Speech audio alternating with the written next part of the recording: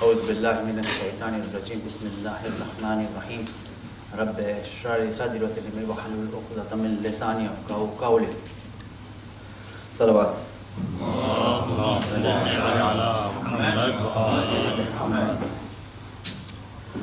When we look at the lives of our Prophet and Imams, we want to follow in their footsteps. Some say they were infallible, so how can we be like them in any way? So, if we cannot do that, up to a level, we could at least follow the lives of the pious companions of the prophets. So today I want to talk about one of the companions of the Prophet who was very pious and revered. His name is Salman Farsi. Salman Farsi was born in Isfahan in Iran. And his father was very rich. He was head of a village. He used to own a lot of land, a lot of buildings, and so much of plantations and that. So the religion in those days in Persia was the worshipping of fire, Zoroastrianism, which is Atish Parash, as we say, they worship fire. What they did was they used to light a fire in a temple which was left on all the time, 24 hours. They used to just feed the fire and it is burning all the time. And Salman was given the task by his father to light the fire and to make sure that it was always on in a temple. Once his father was too busy, so he said to Salman that I've got to do a task which I want you to complete for me. There is a place where I need you to go and collect some rent from a tenant that he had, which was quite far. So Hazrat Salman Farsi said, okay, I'll go. So he went to the place where he was told, far away he was going, and he found a building far where there was people gathered inside and there was some noise and some worshipping or something. So he inquired, he went there and he saw it was a church and there were people praying in there in a different way to how Salman was taught to pray. Salman was very learned in the religion of Zoroastrianism. So he went in and he sat down in the corner and he was watching the people praying, and they were kneeling down and prostrating, just like as we do praying namaz. And afterwards, when the congregation was over, the high priest came to him and says, who are you, what are you doing here? So Hazrat Salman Farsi said that I am from this and this place in Isfahan and I've come to collect rent, and I'm quite impressed the way you are praying. Can you explain to me where is this religion from? So the priest said that this religion is from Sham. This is what we are following, and it's Christianity. We're following the Abrahamic faith, the prophet Isa. Now they used to obviously at that time know him as a prophet, not that he did not say son of God. So Hazrat Salman Farsi got intrigued. He sat down and learned a bit more about Christianity, and he says that this is something that I am searching for. What I am following I do not think is correct. So he went back home and his father asked him, how come you are so late? He said that I got lost and then I went and I saw this building. There was a church there and there were Christians praying. So I met with them. So his father says that, what is your intention now? So Salman Farsi said, I happen to like that religion they are following. So his father was very angry. He says, how come you can like something else? Our religion is the correct one, and what are you doing? He said, I would like to follow that path. So his father was very angry, and he chained his hands and legs and put him in a dungeon. He says, now you're going to stay there. I don't want you to come out of there until you denounce what you're trying to say. I want you to follow Zoroastrianism. So he was in the dungeon now. He was fed, And it happened so that there was a servant of his father who used to look after him, after the Salman, he used to give him the food. So he said to the servant one day, they became friends. So he says to him, can you help me? He said, what do you want me to do? He says, I want you to take a letter from me to this priest in this area. So I said, okay, fine. So he wrote a letter to the priest of the church that he had gone to. So in the letter he says to the priest that I want to go to Sham now because I don't think I can stay here. I'm stuck in this dungeon and my father would not leave me from here. He would not allow me to go.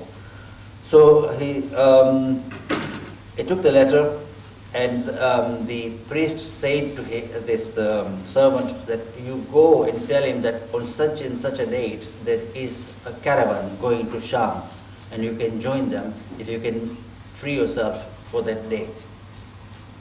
So this servant goes back and tells that to Salman al-Farsi. So he says, okay, the day is approaching, and the servant says, I will help you get out of here.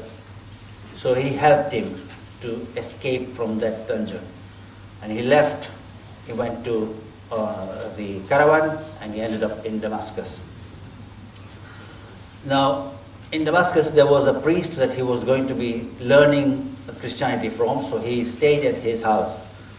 Salman al-Farsi come to know that this priest was a corrupt person. So he said to himself that it did not occur to him, because he was learning Christianity, it did not ever occur to him that because this priest was corrupt, the whole religion is corrupt. So, but he was learning the religion correctly, and he was following it exactly as it was. Now it happened so that the priest, what he used to do was to collect all the people's money, all their savings and that, and say that I'm going to give it in charity, and he used to fill his own treasures, and nobody knew of that. Salman was very close because he was already there, he found out all these things. So when the priest died, the people came to bury him with dignity because he was their priest. So Salman al-Farsi stood up and said that I want to let you know of something which nobody knows. So they said, what is it? He said, because he was Persian, those people were Christians in an Arab country, in Syria. It could be very dangerous for him. He's putting his life in danger by just mentioning something against a people that they have revered all the years. And he was just a simple, single person far from Arabia. But anyway, he stood up for truth. He says that I'm going to tell you something and I want you to see for yourself. So he said that this is what the priest was like. So the people said, we don't believe you. Can you prove us? He said, okay, I'll take you, come with me. So he took them and showed them the treasures that he had hidden in a chest. People started looking at the things they had given in charity, which was still there. So for some years that they had given, they had chains, some jewelry and all that. So they said, this is not on. So they said, we're not going to bury this priest. And they sort of, in the dead body, they crucified and then they left it to die, sorry, it was dead already, to really rot away. So after this incident that happened in Syria, he then went to Mosul. Salman al-Farsi then said, what do I do here? He come to know that there was a priest in Mosul. Christianity was spread there as well. Mosul is in Iraq. So he went all the way from Sham now to Mosul. There he stayed with the priest. This priest, he found that he was very good actually, very nice person. He was very religious, and he took him under his wings and explained and made him really learn it. So Salman al-Farsi learned a lot from there. And then when this priest was dying, he says that I want you to go to another place, Nasibiyah. There's a priest there, there's a church there, there's a monastery there, and you join there and learn Christianity and follow and propagate the religion. So he went to Nasibiyah, Again, the priest there, when he was dying, he said that I want you to go now to Amuriya. There's another place in Iraq. So that was on the near the border with Turkey. So he went over there, and then again he met a good priest. That priest was also dying, so he says, now I want you to go back to Sham, because there is a priest there. So he said, okay. So he went to Sham, and then now this was, years have gone, he was with this priest now, and every priest that he has come across has died, have ended their life, and he's still alive, obviously.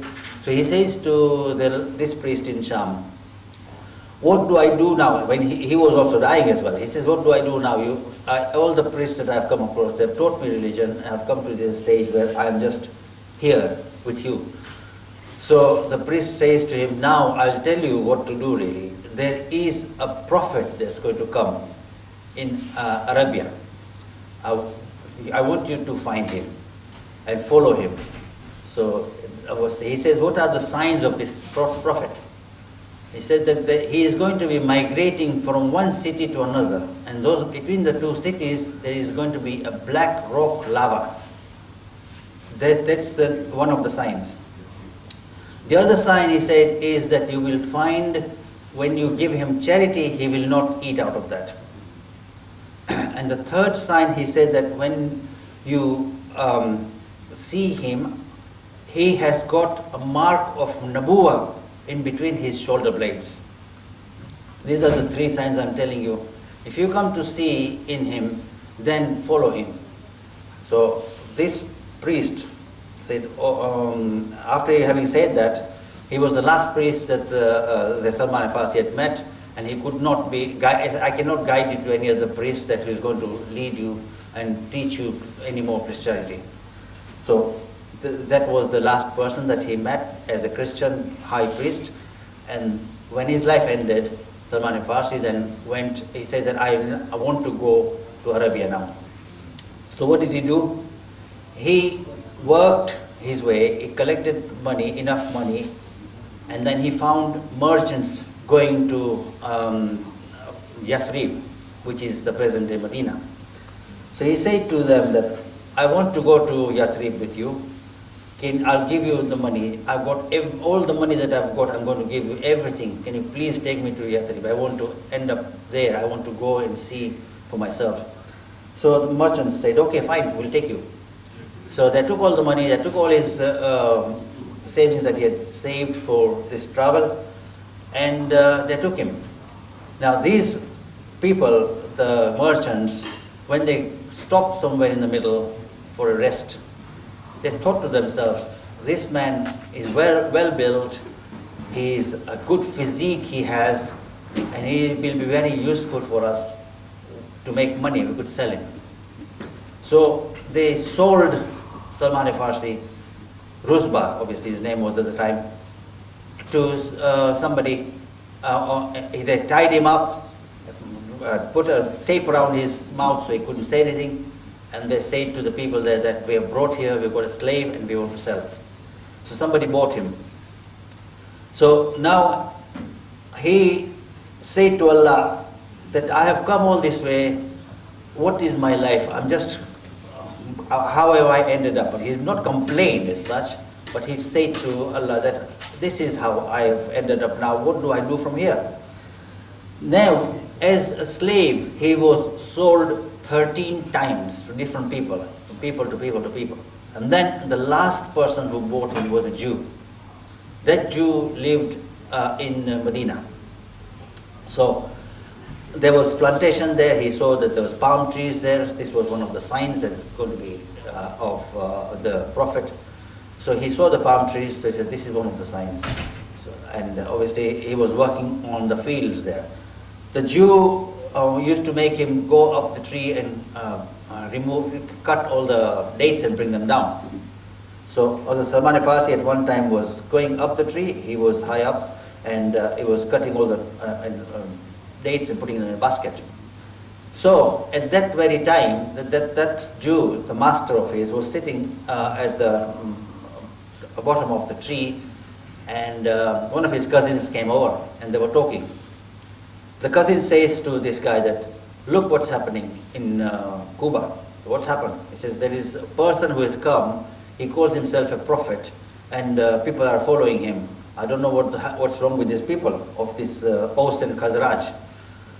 So Salman Farsi heard that, and he had goosebumps suddenly. He says, what is this? This is what the sign is I'm looking for. He suddenly, very fast came down. He says to the guy, what is happening? Who is this person who is a prophet? The master looked at him and says, none of your business. He hit him hard and says, get away from here. So Salman Farsi didn't say anything, he left. And then he started thinking that this is the sign that I'm waiting for. I want to see this person, I want to meet him, so how do I go about? So he said to the woman, the master's wife, he says to her one day, he says, can I have a day off? I just want to have some break. So he used to get some days off like that. So the woman said, okay, fine. So he went. He went and collected some firewood and sold it. After selling that, he bought some dates. And then he went to Cuba, where he saw a congregation of people, and they were sitting there, and he asked, who is calling himself a prophet? I just want to see the person. So they pointed to the prophet. So he went, and he said that, I have come to meet you, and I have brought some dates which are sadaqah. If you can please eat that. The prophet took his cloak out, put on the floor, and he put all the dates there. He called all his companions, and he says, eat out of that, please. So everybody started eating, and he didn't eat anything at all of that, of sadaqah. So this was one sign then. He says, this is another sign that I've come across now. So he went. He ended that day fine, he went away. And then after some time he asked for another day off. And he got another day off, so he went. He did the same thing again. He sold some firewood and then bought some dates, and he took it to the Prophet again. He says, I brought some dates this time, but I have brought this as a hadiyah to you. So the Prophet says, thank you. He took it, and then again he ate some, and this time, and gave it to his companions as well. So he says to, he noticed that now the Prophet is eating this time because it's a hadiyah, it was a gift. So I said, okay, fine. And now I've got this sign as well. Now, the one sign that I want to see is obviously the sign Nabuwa on his back, on between the two shoulder blades. How do I go about that? I can't ask him, come on, let me show me your sign. So he said, okay, I'll leave that. And then one day it happened so that there was a funeral in Baqi. So he attended the funeral with the Prophet. And the Prophet happened to remove his cloak from the back there, and Salman Farsi noticed the sign. He said, this is it. And then what he did was, he looked at the Prophet and he just hugged him. He took hold of him and hugged him so, and he started crying. He had tears in his eyes. He said, this is what I'm looking for. And the Prophet turned down and says, I know you are looking for me. I know that. I've got news, I've learned from the angels that you are looking for me. And they hugged each other, and companions started looking, what's happening here? They don't know what's happening. And then he says to the Prophet the whole story of how he ended up to where he was now from where he had started. And the Prophet says that you are something really, I was looking for you as well. Anyway, it happened so that now the Prophet is asking him, I want you to be free. So he said, how can I be free? He said, I am a slave. He says, no, ask your master how much he will charge to free you. So he said, okay. So he went, and then he went to the master and says, I want to be freed, how much will you charge? He says, I want 300 palm trees. I said, okay. And I want 100 grams of gold. So I said, okay. So he thought to himself that, how is this going to be happening at all? How is the Prophet going to say, okay, fine, I'll give you that? How can I get 300 palm trees? So he went back to the Prophet anyway, and then he sat down, and he was so sad. the Prophet says to him that, what is the matter? Did you ask your master how much he's going to charge to relieve you, to give you freedom? So Salman says that, what do I say? It's not something that I can do. I can't afford something what he's asked. So the Prophet said, what is it that he has asked? Tell me. He says, if a person cannot afford it, they'll say that, oh, it doesn't matter, let's leave it on Allah, He will help. Prophet said, no, let me know. He says, okay, fine. He wants 300 palm trees and he wants 100 grams of gold. Prophet said, okay, fine. He called his companion and says, get me palm tree saplings, all of you, 300 I want. So they bought it. And somebody donated a land. Said, now this is a land and these are palm trees, let's now grow these trees. Now this man wanted the trees all grown to height, not just grown little trees and then left. He said, I want them fruit-bearing trees.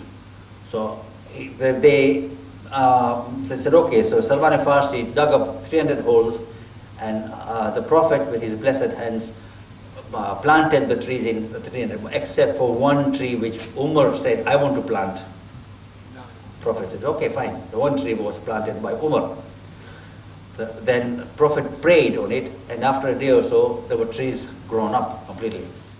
And then only the one tree was dead, the one that was planted by Umar. So Prophet said, don't worry. He cleaned out that area and planted another tree. So there were 300 trees planted, and he collected the gold from all the ashab. They gave the gold, and this is how Salman Farsi was freed. So Salman Farsi, when he was freed, he says that I've got one regret. So what's the regret? He says that I was freed at a time when you'd already fought against the kuffar twice. I missed the battle of Badr and I missed the battle of Uhud. 2 battles I missed in my life, that I had known you. Anyway, and then afterwards, it happened so, it's the year 5 Hijrah, after Hijrah, and in the month of Ramadan, the battle of Khandak took place. That's when Salman Farsi contributed to his idea of building the Khandak, and that's how Islam was saved. It was the battle where Prophet Muhammad sallallahu alaihi wasallam, where he said, when this trench was crossed over by Amr ibn Abdawad, and he fought against Imam Ali alayhi salam, he said the whole of Iman is fighting against the whole of Kufr, and that was where the contribution of Salman Farsi came in. Allahumma salli ala Muhammad wa ala Muhammad. Thank you very much. Salawat. Surah Fatiha.